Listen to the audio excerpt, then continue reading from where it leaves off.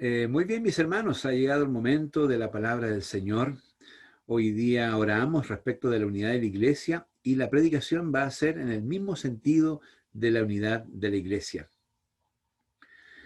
Hoy día es el primer domingo del nuevo mes de noviembre. Sin embargo, aun cuando deberíamos haber celebrado Santa Cena, yo creo que lo vamos a dejar para el próximo domingo, porque es necesario que hoy día conversemos un poquito. Es necesario que hoy día reflexionemos un poquito. Es necesario que hoy día hagamos un mea culpa también.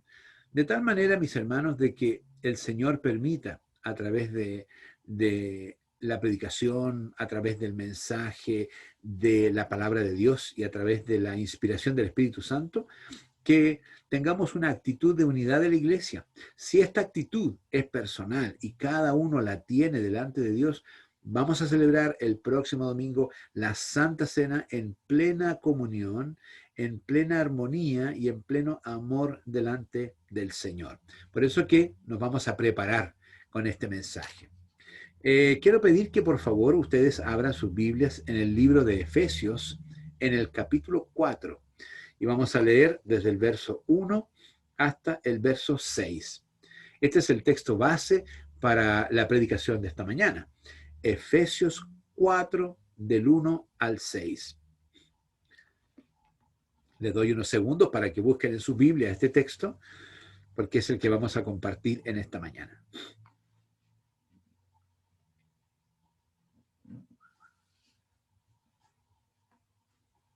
Muy bien. Leo la palabra de Dios en el texto que ya hemos citado. Dice así: Yo pues, preso en el Señor, os ruego que andéis como es digno de la vocación con que fuisteis llamados, con toda humildad y mansedumbre, soportándoos con paciencia los unos a los otros en amor, solícitos en guardar la unidad del Espíritu en el vínculo de la paz, un cuerpo y un espíritu, como fuisteis también llamado en una misma esperanza de vuestra vocación.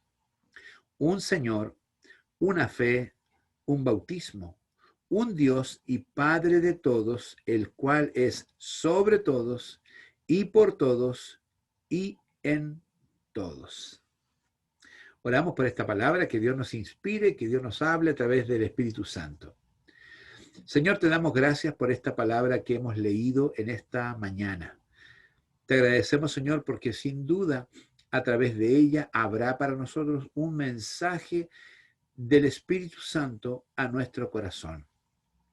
Te pido, buen Dios, desde este momento, cada uno tenga una actitud positiva, una actitud humilde, una actitud de aprendizaje, una actitud de enseñanza, una actitud de que puedo yo aprender todavía de la palabra de Dios y puedo yo aceptar todavía una verdad en la palabra del Señor. Permite, Señor, que la humildad y un corazón abierto nos permita escuchar en esta mañana el Espíritu Santo que nos hablará en esta palabra. Bendecimos tu nombre, lo hacemos en el nombre de Jesús. Amén y amén. Muy bien, el tema es la unidad de la iglesia, ya lo hemos planteado. Y hoy día, el texto que hoy día hemos compartido es un texto que pasamos en los estudios bíblicos, pero me parece a mí que debemos repasar en esta mañana respecto de la unidad del Espíritu. Pablo en esta carta tiene que lidiar con la predicación a los gentiles y tiene que lidiar con la enseñanza a los gentiles. El gran problema que él tenía, que aborda entre los capítulos 2, 3 y 4 de este libro de Efesios, es que la iglesia estaba dividida entre los de la circuncisión, que son los judíos, y los de la incircuncisión, que son los gentiles. Y Pablo dice que él trae la revelación de algo que no había sido dado a la iglesia. Y esto es que en la iglesia el Señor Jesucristo ha reunido a todos aquellos que le aman, a todos aquellos que le han aceptado, a todos aquellos que se han convertido al Evangelio, han sido transformados y tienen vida nueva. Y Él es claro en decirle a los gentiles que ellos ya no son un pueblo menor, no son un pueblo mal mirado, no son una parte de la familia desechada o con una menor importancia, nada, por el contrario.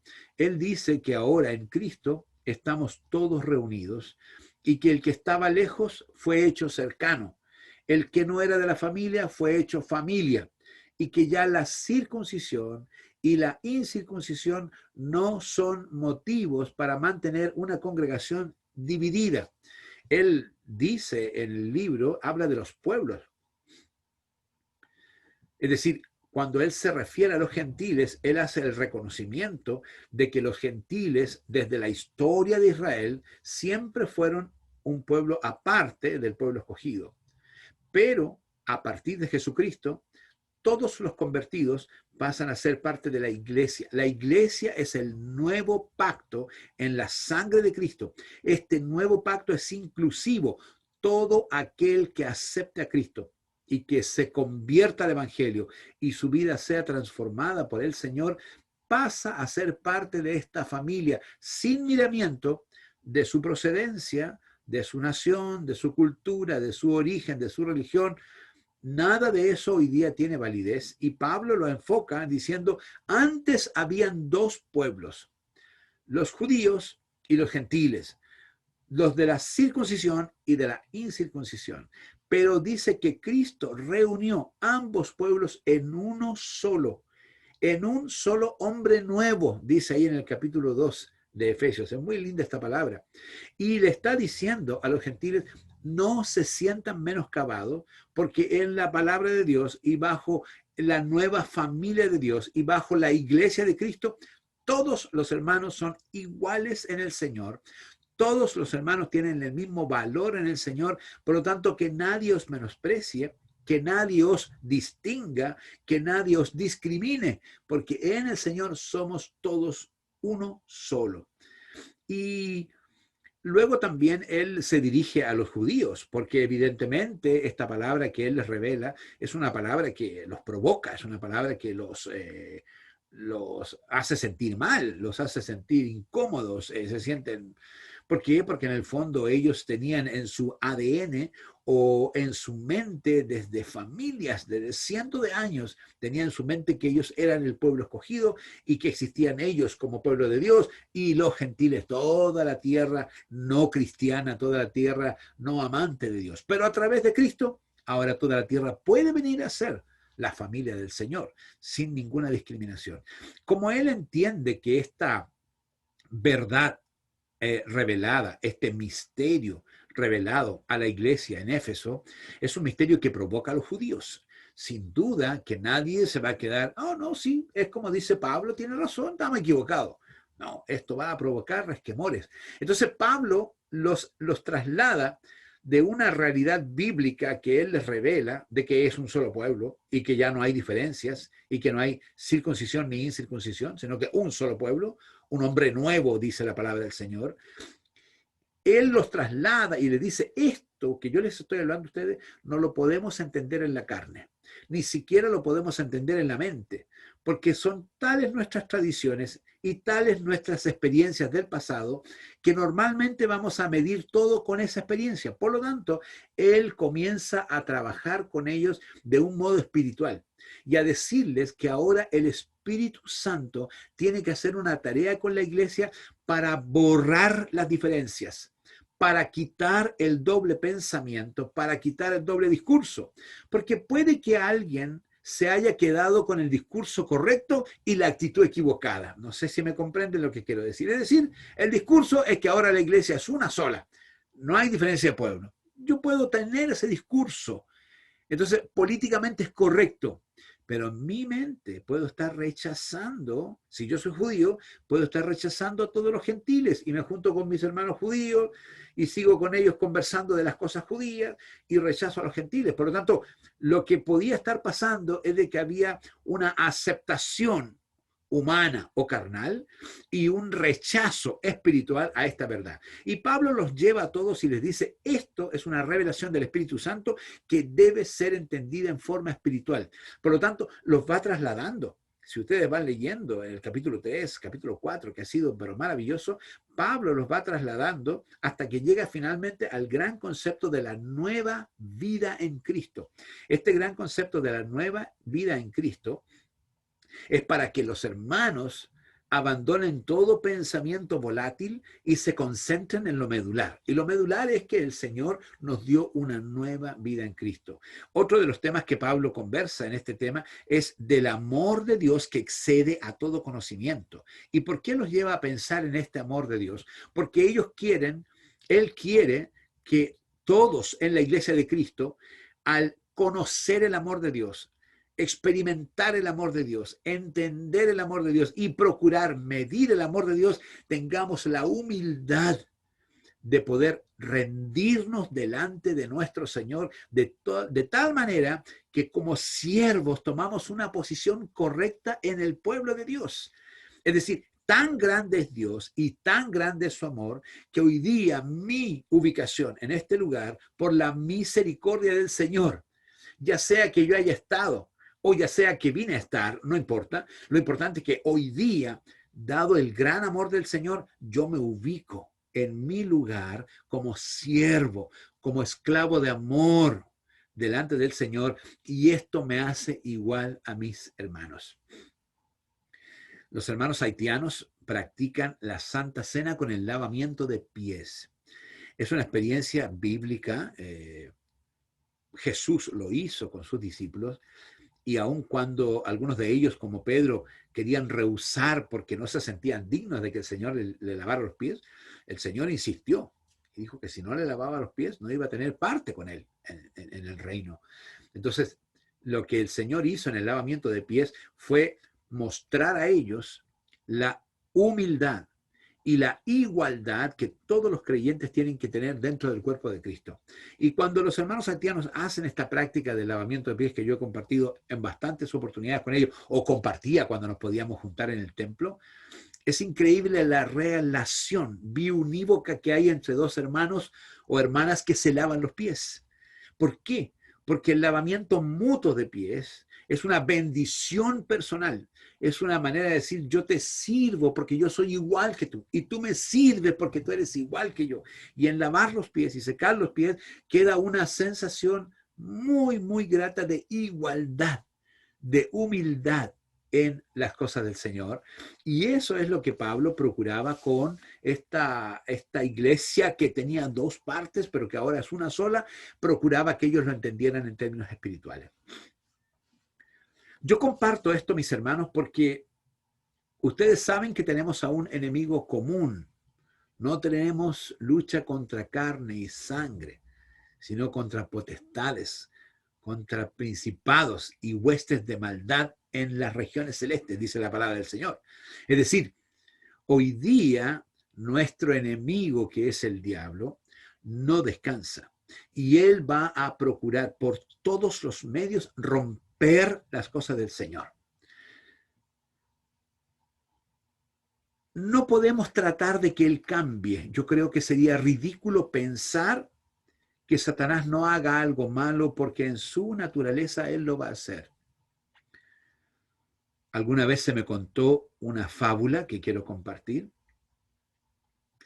Había un escorpión que necesitaba cruzar el río, pero él no sabe nadar ni puede flotar. Entonces el escorpión habló con una ranita y le dijo, ranita, crúzame el río. Y la ranita le dijo, ¿tú estás loco o demente? Porque tú clavas tu aguijón y matas a tu presa. Por lo tanto, yo no te voy a cruzar el río. Y el escorpión le rogó y se comprometió y le dijo, yo te prometo, porque si tú te ahogas, yo me voy a ahogar. Y, en fin, convenció a la ranita. Entonces la ranita le dijo, ya, súbete a mi lomo. Y el escorpión se subió al lomo de la ranita y ella comenzó a nadar por el agüita hasta que llegaron al otro lado del río. Cuando llegaron al otro lado del río y salieron del agua, adivinen qué pasó. El escorpión picó a la ranita. Y la ranita, antes de morir, le dijo, ¿por qué hiciste eso conmigo? Cuando teníamos un pacto, y además de este pacto, yo te salvé la vida y te crucé el río y tú me pagas así. Y el escorpión le dijo, ranita, yo soy un escorpión, esto está en mi naturaleza, es lo que tengo que hacer siempre. Es una triste fábula, ¿verdad? Pero esta fábula me hace pensar de que no podemos ni pensar, ni creer, ni esperar que Satanás haga una cosa distinta de la que él sabe hacer. Y las tareas de él son matar, robar y destruir. Y él quiere, entre otras cosas, romper el lazo fuerte que el Señor ha puesto en la iglesia, desunir a la iglesia. Por eso, mis hermanos, que yo digo con preocupación y con mucho amor que debemos buscar en Cristo la unidad de la iglesia, y he traído esta palabra para compartirla con ustedes.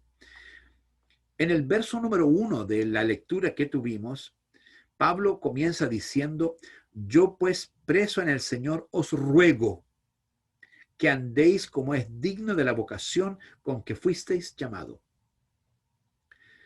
El ser un hijo de Dios es una vocación y un llamamiento. Dios nos salvó, el Señor Jesucristo perdonó nuestros pecados, nos dio vida eterna, nos hizo hijos de Dios, y eso es una vocación, es un llamamiento de parte de Dios. Este llamamiento no es mío. Nadie puede arrogarse el decir yo soy hijo de Dios porque yo quise, porque yo tengo la capacidad, porque finalmente yo sé cómo hacerlo.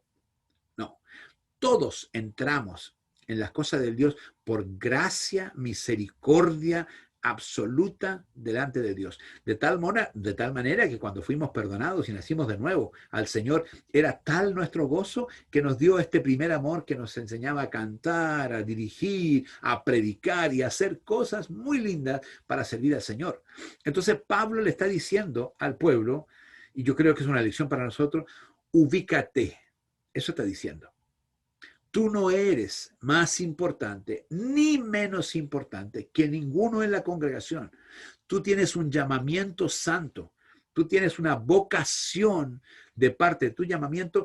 Y yo te ruego, le dijo Pablo a ellos, que andéis conforme a la vocación de vuestro llamamiento. ¿Qué significa? No hagas otra cosa distinta, no te rebeles, sino que sé el hermano y la hermana que fue invitada al cuerpo de Cristo, invitado al cuerpo de Cristo, y vivamos siempre en esa condición de gratitud, de humildad y de aceptación de las otras personas.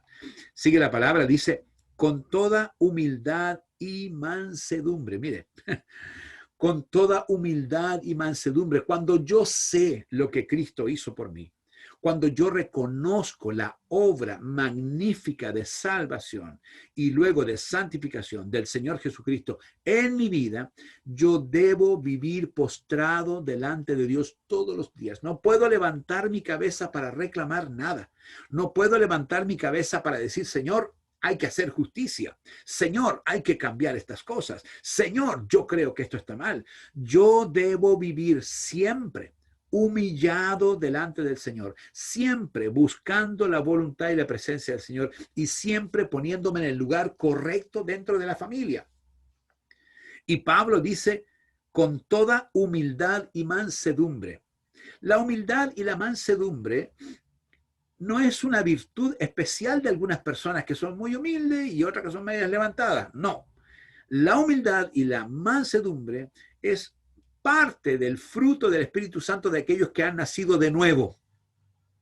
El que ha nacido de nuevo tiene la paz del Señor, tiene mansedumbre y tiene humildad, no por condiciones particulares, hermanos, porque si no la iglesia sería formada por personas humildes y por personas mansas que nacieron así o que se formaron. No, a la iglesia llega toda la gente de distintas razas, de distinta naturaleza, de distintas familias, de distintas historias, de distintas culturas, y somos todos diferentes, tremendamente diferentes. Así como miembros tiene la iglesia, así somos todos diferentes delante de Dios.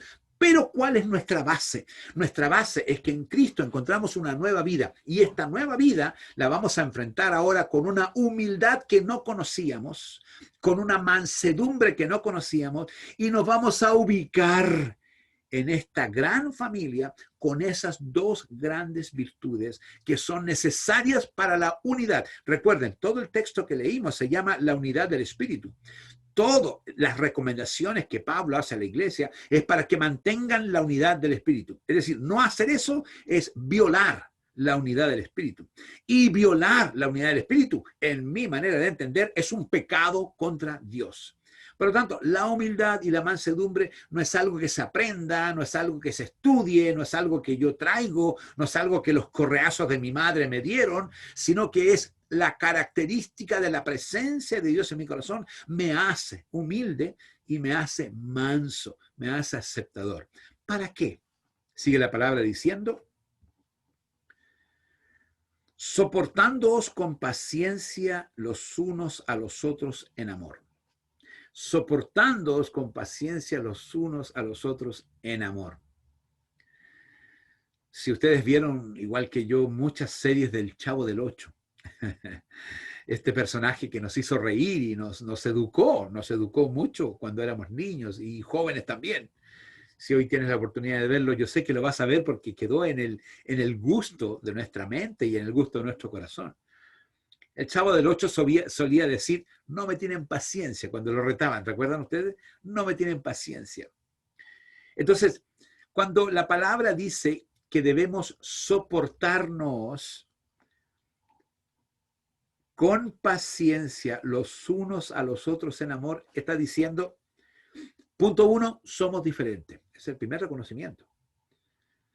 Soportar significa que yo debo aceptar la forma en que es el otro distinto de mí, porque además es mi hermano, es mi hermana, estamos salvados por la misma sangre, estamos en la misma condición de humildad, por lo tanto yo no tengo una superioridad como para no poder soportar.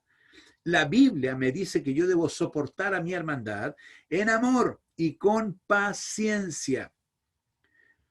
Siempre hay alguien que ha tenido paciencia contigo, sí o no, en tu vida, en cualquier ámbito de tu vida, siempre hay alguien al cual tú le vas a reconocer que ha tenido paciencia contigo. Yo lo reconozco, hay mucha gente. Ustedes tienen paciencia conmigo, enorme paciencia. Yo no quiero pensarla para no avergonzarme, pero ustedes tienen paciencia conmigo y eso es amor.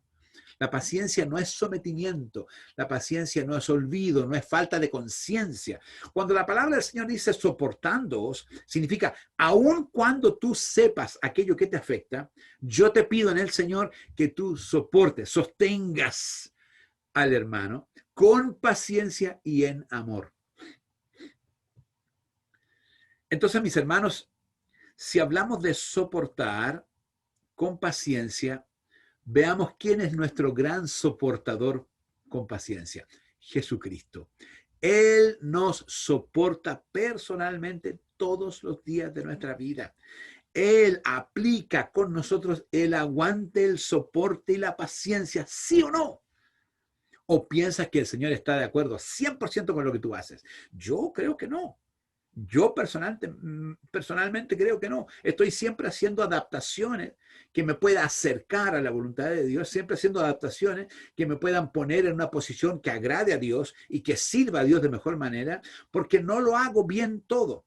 Si el Señor fuera estricto conmigo, si el Señor fuera así como lo vas a hacer y lo vas a hacer bien, y si no te vas cortado, yo estaría cortado. Pero Él me soporta con paciencia en el amor grande que el Señor me tiene. Entonces me tiene preso. No sé si me comprenden. Me tiene preso porque tengo un jefe un jefe que me corrige, un jefe que es real, un jefe que no me tapa las verdades, Él me dice la verdad a través del Espíritu Santo, me reprende a través del Espíritu Santo, pero reconozco de todo eso que tiene una profunda paciencia con mi vida. Por lo tanto, si yo necesito saber cuánta paciencia debo tener con los demás, mira cuánta paciencia tiene Cristo contigo. Y si Él ha tenido paciencia y la tiene todavía, tú también debes tener paciencia y soportar a tus hermanos en el amor del Señor Jesucristo. La palabra del Señor sigue ahondando en este tema profundo para la unidad de la iglesia y dice, solícitos en guardar la unidad del Espíritu en el vínculo de la paz. Hemos hablado de la paz. ¿Te recuerdas que en algunas predicaciones pasadas hablamos de la paz del Señor? Mi paz os doy, la paz os dejo, ¿cierto? No como el mundo la da. Entonces, cuando hablamos de que nosotros debemos guardar la unidad del Espíritu en el vínculo de la paz, significa estamos llamados como iglesia, como cuerpo de Cristo, a guardar la unidad de la iglesia en el Espíritu de Dios, en el vínculo de la paz que es Cristo. Él es el vínculo de la paz. Él vino a hacer la paz entre nosotros y Dios. Por lo tanto, lo que el Señor Jesús hizo para que nosotros nos reunamos con el Dios nuevamente, que es así la condición nuestra hoy día, es un acto magnífico y misericordioso de Dios. Por ese acto y por Él mismo, que es Dios, nosotros debemos guardar la unidad de la iglesia. Debemos procurar la unidad de la iglesia. Debemos siempre decir qué puedo hacer para la unidad de la iglesia. ¿Qué puedo decir? ¿Qué puedo guardar? ¿Qué puedo aportar? ¿Qué puedo regalar para la unidad de la iglesia? Es fundamental la unidad de la iglesia. Y finalmente, mis hermanos, entre el verso 4 y el 6 nos da la palabra una profunda verdad. La profunda verdad que la palabra nos da es decir, el cuerpo es de Cristo. La iglesia no es una sociedad humana formada por un montón de voluntarios. Cuando se crea una sociedad humana formada por un montón de voluntarios, pueden ir a la notaría y formar una sociedad de cualquier tipo, y cada uno es un socio directivo. Todos mandan, todos ordenan, todos reglan, porque están asociados mediante un contrato.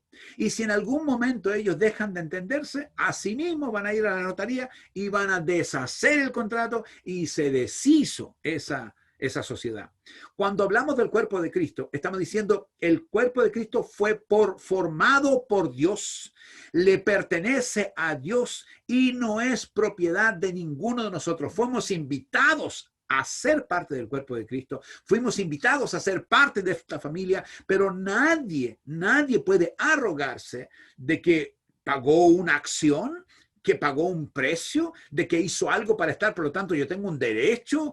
Nada, hermanos. Entramos a la familia de Dios por la gracia y la misericordia del Señor. Si no es por Él, no estaríamos aquí. Si no es por Él, no seríamos salvos. Si no es por Él, no tendríamos vida eterna. Si no es por Él, no tendríamos gozo. Si no es por Él, no tendríamos el privilegio de ser llamados hijos de Dios. Por lo tanto, la familia de Dios no es una sociedad humana. La familia de Dios es el cuerpo de Cristo. Él es la cabeza. Él la formó. Él pagó con su sangre para que fuera formada la iglesia. Y nosotros hoy día tenemos que entender que esta sociedad o esta familia a la que fuimos llamados es del Señor. Yo tengo privilegios, pero tengo responsabilidades en esta gran familia de Dios. Y entre los versos 4 y 6 nos da una profunda lección. La profunda lección, y lo voy a leer, dice la palabra del Señor, dice, un cuerpo y un espíritu. No dice muchos cuerpos ni muchos espíritus. Está diciendo Dios formó un cuerpo. La iglesia, la familia de Dios es un cuerpo formado por Dios y un solo espíritu. No muchos espíritus ni muchos pensamientos, un solo cuerpo. Por lo tanto, aquí tenemos que entender que si somos parte de la familia, estamos en un cuerpo con un solo espíritu. Sigue la palabra del Señor. Como fuisteis también llamados en una misma esperanza de vuestra vocación. En una misma esperanza de vuestra vocación. Hablamos de la vocación recién. Dios nos ha llamado para ser familia de Dios, para constituir parte del reino de los cielos, en la esperanza de que el Señor nos llevará un día para celebrar las bodas del Cordero, y no solamente eso, sino que para vivir eternamente con Él en los cielos. Esa es nuestra esperanza, y esa esperanza no viene de mí, yo no la creé. No tengo la capacidad y nunca podría. La esperanza viene de todas las promesas que la palabra del Señor me da y todo lo que el Señor Jesucristo le dijo a sus discípulos que pasaría el día de mañana. Eso no ha pasado, eso no ha cambiado, eso será como Él dijo. Mi esperanza está puesta en Él. Por lo tanto, mi voz no tiene valor sino mi confianza en Él. No centro mi vida sobre mí, sobre mis expectativas, sobre mis derechos, sobre mis privilegios. No, estoy centrando todo en la figura de Cristo. Él es el Señor. Saquemos de nosotros los privilegios y pongámoslos en Él. Pongamos en Él la gloria, pongamos en Él la alabanza, pongamos en Él todo el poder. Él. Cuando nosotros entendamos quién es Cristo para nosotros, para la iglesia, y le adoremos a Él, créame que no vamos a discutir. Créame que no vamos a pelear, créame que no vamos a discutir, porque nuestra mente no estará centrada en nuestras diferencias, nuestra mente no estará centrada en nuestras peticiones, en nuestros privilegios, nuestra mente estará centrada en la adoración al Señor, y en Él hay unidad. Y sigue la palabra del Señor diciendo, un Señor, este cuerpo, esta iglesia, tiene un solo Señor, y este Señor es único, indivisible y todopoderoso para toda la iglesia. El que pertenece a la iglesia tiene un mismo Señor. Si yo tengo un Señor que es el mismo que tú tienes, tú y yo somos hermanos y coherederos con Cristo. Esto nos hace uno solo en Él. Una fe, un bautismo. Y finalmente sella la palabra diciendo, un Dios y Padre de todos, el cual es sobre todos y por todos y en todos. Yo creo que es magnífico cómo Pablo expone la iglesia a aquellos que querían tener grupos. Él expone la iglesia para decir, el cuerpo de Cristo le pertenece al Señor. Tiene un Señor, tiene una fe, tiene una esperanza, tiene un espíritu. Es único Dios de todos, en todos. Por lo tanto, queda claro, mis hermanos, que estamos invitados a vivir la iglesia, a vivir la familia de Dios, no para mirarte a ti mismo, no para defenderte a ti mismo. No hay privilegios, es decir, mis privilegios es estar en el Señor. Mis privilegios vienen de parte de Dios. Yo no tengo que defenderme, no tengo que agredirme, no tengo que agredir, no tengo que causar división, no tengo que aclarar. Yo tengo que esperar de que de Dios viene todo el poder, todo lo que la iglesia necesita. ¿Cuál fue el pecado de Adán y Eva? Todos dirán, se comió el fruto, se comió el fruto. El pecado de él es que dejaron de confiar en Dios, que los puso en el huerto del Edén. El Señor les dijo en el huerto del Edén, de todo fruto del huerto podéis comer. Es decir, este lugar es perfecto. Aquí no hay que trabajar, aquí no hay que cultivar, aquí solo debes disfrutar. Eso le dijo el Señor a ellos.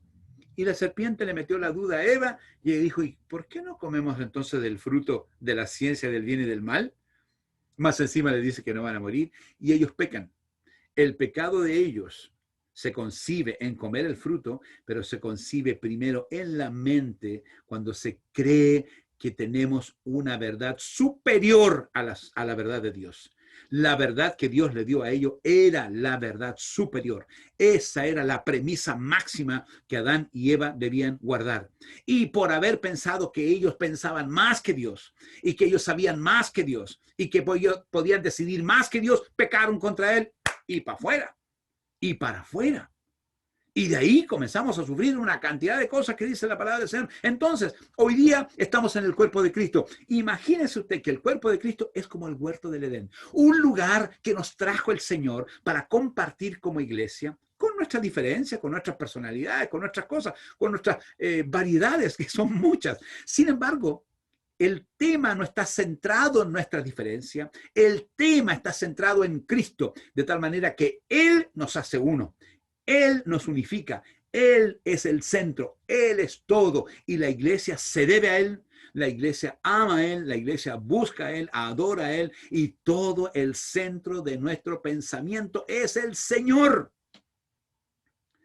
Cuando una persona tiene una preocupación, cualquiera está preocupada del pago de fin de mes o de cuentas que tiene, por ejemplo, y alguien le trae una cosita liviana, una cosita de poca monta, que solamente es un distractivo, la persona tiende a no escuchar, tiende como a quedar así como pensativa y dice, no me estás escuchando, porque lo que la persona está pensando es más importante para ella, por lo tanto, aquellos ruidos que vienen de repente, pueden ser un chiste o cualquier cosa, no lo escuchan. No porque no amen, no porque no pesquen, es porque la preocupación de su mente es mayor que las circunstancias. Entonces, si tomamos ese ejemplo, si nosotros vivimos la iglesia centrado en el Señor, con la mente y el corazón en el Señor, cualquier cosa que pueda estar pasando, cualquier detalle que pueda estar pasando, además de orar por Él, no nos hará perder el norte, no nos hará centrarnos en el detalle, en la preocupación menor, sino que nuestra mente debe estar siempre y el corazón centrado en el Señor. Él es el importante aquí. Él es el rey de gloria, Él es el Señor, Él es el dueño, la cabeza de la iglesia, Él es nuestro rey, es nuestro Señor, nos servimos para Él y nosotros vivimos para Él. Todo es del Señor. Si esa es tu perspectiva y la mía, ¿qué diferencia puede haber entre tú y yo? ¿Qué cosa puede yo tener que tú no soportes? ¿Qué cosa puedes tú tener que yo no soporte? No tiene valor comparado con el estar unidos en la presencia, en la gloria del Señor. La próxima semana vamos a celebrar la Santa Cena, pero esta semana vamos a trabajar el tema de la unidad de la iglesia. Y la pregunta que cada uno tiene que hacerse, del pastor para abajo, yo me la hago también. ¿Qué estoy haciendo yo en favor de la unidad de la iglesia? Y asimismo preguntarnos, ¿qué he hecho yo en favor de la división de la iglesia? Es una pregunta dolorosa, es una pregunta difícil, es una pregunta complicada, pero si queremos resolver el tema, tenemos que ir a los pies de Cristo. Estos días han sido malos, hermanos, malos. Y yo me he visto en la obligación de estar más en los pies de Cristo para decir, Señor, las verdades que yo necesito saber como pastor no pueden venir de lo que está pasando, no pueden venir de la problemática del día a día, no puedo estar preocupado de eso. Las verdades profundas para la satisfacción, la sanidad y el bienestar de la iglesia vienen de Dios. Y en Él debemos buscar esta verdad, porque el Señor declarará la manera en que debemos vivir para amarnos los unos a los otros. Si centras tu mente y corazón en Cristo, no hay diferencia en los demás. Si amas como Cristo ama, no tendrás ningún problema para soportar, para tener paciencia y para amar a la hermandad. Recuerda que el Señor Jesús te ama, te soporta pacientemente, hazlo tú también y te darás cuenta cómo estaremos aportando un granito de arena para la unidad de la iglesia. Y en esta unidad de la iglesia, el fortalecimiento del cuerpo de Cristo es fundamental. Pablo escribió esta palabra porque él le quería decir a los hermanos, hermanos, déjense de leceras, déjense de pequeñeces, déjense de trivialidades. El mundo hace esas cosas, ustedes no. Céntrense en el Señor. Sean verdaderamente iglesia. Amen y adoren al Señor y dense cuenta que son un solo cuerpo. Aunque muchos miembros, un solo cuerpo. Y todos trabajamos para el bienestar del cuerpo que es la iglesia. Señor, te doy gracias por la palabra que hemos compartido en esta mañana. Yo te pido, buen Dios, que el Espíritu Santo haga lo suyo en la predicación de la palabra. No por mi preocupación, sino por la palabra misma de Dios, la unidad en el Espíritu. La iglesia de Cristo debe estar unida en el Espíritu de Dios. Y para celebrar una buena Santa Cena la próxima semana, lo mejor es que tú trabajes esta semana en la unidad de la iglesia. Porque en esta unidad, oh Dios, el fortalecimiento será maravilloso. El engrandecimiento de la obra será maravilloso a partir de un pueblo comprometido con la unidad de todo el cuerpo de Cristo. Somos unos en Cristo Jesús y debemos amarnos los unos a los otros en el amor del Señor. Pon ese sentir en nuestro corazón. Corrige, oh Dios, si hay algo que no hemos hecho bien, para que lo hagamos bien. Y cuando lo hagamos bien, ayúdanos a mantenernos, porque tú eres el centro, Dios. Mi preocupación no está en defenderme, ni en privilegiarme, ni en protegerme. No tengo nada que defenderme, no tengo nada que buscar un privilegio y no tengo nada de qué protegerme. Estoy seguro en Cristo. Mi preocupación es la adoración hacia ti, una vida devota hacia ti, un amor incambiable delante de ti, porque eso, Dios, me dará la perspectiva correcta para trabajar en armonía con todos mis hermanos. Espíritu Santo, habla a nuestro corazón y une a la iglesia en el amor del Señor. Te agradecemos esta palabra en el precioso nombre de Cristo. Amén y amén. Dios bendiga a la iglesia, mis hermanos. Les amo a todos. Que el Señor nos bendiga. Amén y amén.